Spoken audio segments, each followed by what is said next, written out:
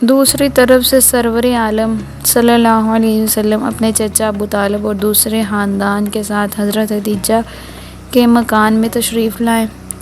جناب ابو طالب حضرت محمد صلی اللہ علیہ وسلم کے دادا نے ان کا نکاح پڑھایا اور 500 درہم طلائی مہر یعنی اس وقت کے سکہ رائج الوقت کے مطابق حق مہر طے ہوا۔ اس وقت حضور صلی اللہ علیہ وسلم کی عمر 25 سال اور حضرت خدیجہ کی عمر 40 سال تھی۔ نکاح کے بعد حضور صلی اللہ علیہ وسلم اکثر گھر سے باہر رہنے لگے، کئی روز مکہ کی پہاڑیوں میں جا کر عبادت میں مشغول رہنے لگے۔ غرض اس طرح 15 برس کا زمانہ گزر گیا۔ ایک دن اسی طرح حضور صلی اللہ علیہ وسلم غار حرا میں موجود۔ حضور صلی اللہ علیہ وسلم نے نظریں اوپر اٹھائیں تو اپنے سامنے ایک نورانی صورت کو کھڑے پایا، جس کے ماتھے پر نور کلمہ طیبہ رقم تھا۔ حضرت جبرائیل نے حضور صلی اللہ علیہ وسلم کو گلے لگا کر دبایا اور کہا، پڑھ۔ حضور صلی اللہ علیہ وسلم نے فرمایا، میں پڑھ لکھ نہیں سکتا۔ جبرائیل علیہ السلام نے پھر یہی کہا اور حضور صلی اللہ علیہ وسلم نے یہی جواب دیا۔ تیسری مرتبہ جب جبرائیل نے کہا، پڑھ، اپنے پروردگار کے نام سے جس نے سب کچھ پیدا کیا، جس نے انسان کو پانی کے کیڑے سے پیدا کیا، تیرا پروردگار بہت کرم والا ہے، جس نے قلم سے آدمی کو عام علم سکھایا جو نہ وہ جانتا تھا۔ تو حضور صلی اللہ علیہ وسلم کی زبان مبارک پر یہی کلمات جاری ہو گئے۔ اس حیرت انگیز واقعہ سے حضور صلی اللہ علیہ وسلم کی طبیعت بے حد متاثر ہوئی۔ گھر تشریف لائے تو فرمایا، مجھ کو کپڑا اڑاؤ۔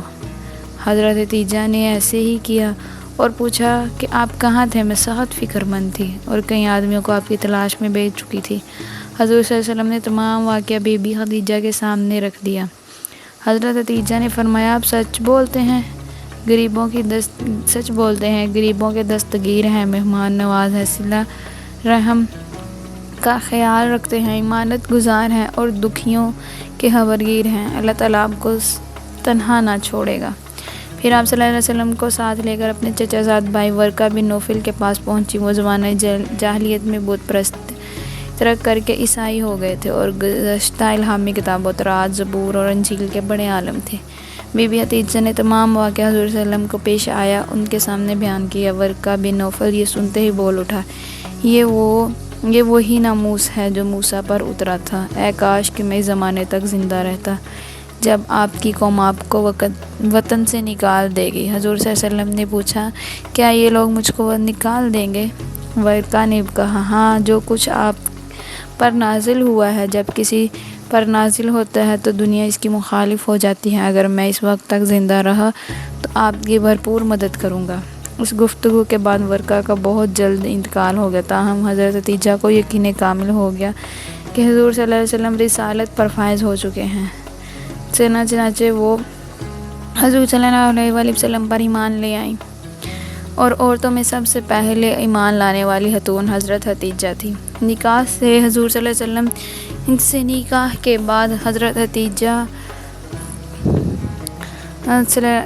رضی اللہ تعالیٰ عنہ پر کئی قسم کے مصائب آئے۔